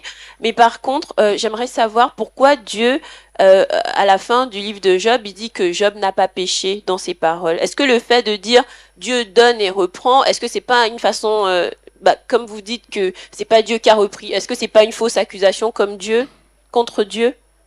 Et pourtant, il n'a pas péché dans le sens qu'il savait pas. Vous voyez, quand on ne sait pas, c'est pas un péché. C'est uniquement quand on... le péché, c'est la transgression de la loi ou manquer le but. Ok? Et là, il sait pas. Donc, c'est par mes connaissances, c'est pas par connaissance. C'est bon? Oui, et ce que nous devons savoir, Job avait aussi maudit les jours de sa naissance. Il avait prononcé des mauvaises paroles par rapport au jour de sa naissance. Est-ce que nous devons faire ça étant que chrétiennes? Et pas seulement, c'est le plus ancien livre de la Bible. La croix n'était pas encore là. Et Job, c'était à propre juste. Parce qu'à un moment, il dit, maintenant mon œil te voit. Mais avant, Dieu lui dit, mais tu étais avec moi quand j'ai fait ci et ça et ça. C'était à propre juste, avec sa propre justice. Oui, je jeûne, je prie, je fais ceci, cela. Et c'est la propre justice. Et la propre justice, la Bible, elle dit, c'est comme un vêtement souillé. Et c'est quelque chose que Dieu ne peut pas accepter. Parce que la propre justice, c'est rejeter la justice de Christ. Romains 10, versets 1 et 2, vous pouvez lire. Ils sont sans intelligence, ne connaissant pas la justice de Dieu et cherchant à établir leur propre justice. Oui, une dernière question. Alors oui, donc il y a une maman qui a dit, pardon, maintenant. Lorsque quelqu'un décède, qu'est-ce qu'on doit dire maintenant? Quand quelqu'un décède? Ouais, qu'est-ce qu'on doit dire maintenant? À qui? À la famille, peut-être pendant l'enterrement ou autre. Vous savez, il faut beaucoup de sagesse. Là, il faut beaucoup de sagesse. Par exemple, j'avais entendu l'histoire d'un pasteur et sa femme est morte. Et les chrétiens, avec des bonnes intentions, hein, pas négatives, hein, ils disent, ah, tu la reverras, elle est auprès du Seigneur. Et lui, il a dit, non, mais ma femme, elle est morte, moi je la veux maintenant. C'est pas un jour où je serai au Seigneur, vous voyez. Donc c'est individuel. Il faut vraiment beaucoup de sagesse dans ces choses-là. Vous comprenez? Moi, mon ami, par exemple, je lui ai dit, écoute, tu passes par tes temps difficiles, ta femme aussi. Si tu permets que je te donne juste un conseil que je peux te donner, c'est va vers Dieu, parce que c'est le seul qui guérit les cœurs brisés. Et ça va mettre du temps, mais c'est lui seul qui peut te consoler. Vous savez, quand Dieu va vous parler, parce que quand Dieu nous parle, si moi je vous parle, ça peut être une vérité que vous entendez. Mais quand Dieu vous parle, ça devient votre vérité. Vous comprenez ce que je veux dire? Et ça, c'est la différence. C'est pour ça, souvent, je pose des questions aux gens, parce qu'en posant des questions, tu amènes les gens à la réflexion. Et quand les gens réfléchissent, Dieu peut leur parler pendant leur temps de réflexion. Voilà. Merci beaucoup. C'était la dernière question. C'est plus compris dans le contrat. Si je vais arrêter à 20. Allez, maintenant, c'est la dernière, et après, on arrête. Oui, la dernière. Moi, je m'interdis toujours de dire paix à son âme. Je sais pas si je fais mal parce que sans jugement, hein, que ce soit pour les païens ou les inconvertis. Moi, je dis pas non plus parce qu'il est mort. Je connaissais pas la vie de la personne et tout, paix en son âme. Est-ce que vraiment son âme est en paix ou en général je le dis pas? Dieu seul sait. Voilà, Dieu seul sait. Je dis, mais je dis jamais paix à son âme. Voilà. Voilà. Mais on n'est pas parmi les morts, on est parmi les vivants. Oui, vous avez une question encore? La dame a une question, mais c'est la dernière là. Hein. La dernière. Vous pouvez juste lever la main parce qu'on va vous donner le micro. Voilà. Voilà. Enfin, ça va mieux, grâce à Dieu, mais bon, je passais un moment très, très difficile. Et j'avais la pensée de me suicider. Et comme j'ai le don prophétique, oh là là, désolé. Et puis il y a, alors, le Seigneur, j'ai dit, Seigneur, j'ai envie de mourir, j'ai envie de mourir. Alors, elle dit, Dieu m'a dit, tu veux bien envie de mourir, tu as envie. Alors, j'ai dit oui. Alors, il me dit, tu n'as qu'à préparer toutes les choses que tu dois faire pour comment dirais-je encore, préparer pour tes enfants. J'ai dit, mes enfants vont être tristes. Si je meurs, tout ça, il y aura beaucoup de choses à faire. Alors, mais j'ai senti comme si Dieu voulait accepter mon décès, quoi. Enfin, mourir. Et puis, entre-temps, il m'a dit, il me dit, bon, c'est bien, mais puis il y avait un certain moment avant, j'avais envie, c'était très dur pour moi, j'avais envie de finir ma vie. Et puis il m'a dit, non, tu fais pas ça, parce que tu perds ta vie, enfin, tu te suicides, tu n'auras pas la vie éternelle. Alors j'ai dit, oui, c'est vrai, Seigneur. Et puis, voilà, et alors j'ai tenu bon, hein, ce moment, j'ai tenu vraiment bon, hein. Et puis j'ai prié, et puis j'ai pas regardé à mes circonstances, parce que je regardais comme je souffrais beaucoup, Alors, j'ai pas regardé les circonstances et puis voilà, le Seigneur m'a relevé. Et il y a le pasteur aussi qui a prié pour moi, mais c'était vraiment un moment très difficile. Hein. Voilà. Okay, merci beaucoup. Voilà. Merci, pasteur. Merci à tout le monde. Je vais encore prier pour vous pour terminer. Ça va? Ok, merci Seigneur. Merci Père pour chaque personne ici.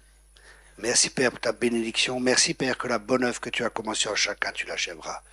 Merci que les semences qui ont été semées puissent porter du fruit.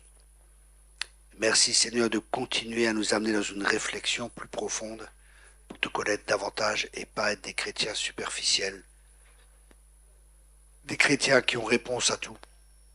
Mais des chrétiens qui savent aussi dire je ne sais pas. Et de faire confiance à toi parce que toi tu sais tout. Merci Seigneur de bénir l'Église aussi. Je prie qu'elle grandisse en profondeur et aussi que tu amènes des nouvelles personnes. Que tu aides aussi dans les finances, qu'il n'y a aucune inquiétude. Parce que c'est toi qui bâtis la maison, on n'a pas d'inquiétude à se faire. Tu pourras. Merci de donner la sagesse au pasteur pour pouvoir gérer l'Église, afin qu'il puisse l'amener là où tu veux qu'elle soit. Et merci pour ta bénédiction sur cette Église qui n'est suivie d'aucun chagrin. À toi soit toute la gloire, Seigneur. Amen et Amen. La radio, on acclame le Seigneur.